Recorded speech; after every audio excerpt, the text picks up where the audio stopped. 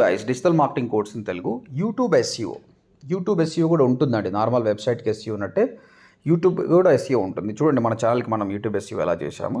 యూట్యూబ్కి వెళ్ళిన తర్వాత ఒక కీవర్డ్ సర్చ్ చేస్తున్నా, digital marketing course in Telugu.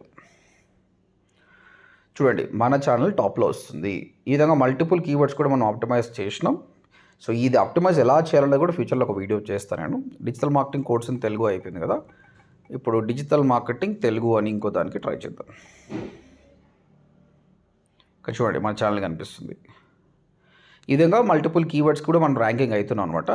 Blog ఎస్ఈఓకు content important, keywords important. YouTube కూడా కీవర్డ్స్ వెరీ ఇంపార్టెంట్ అనమాట.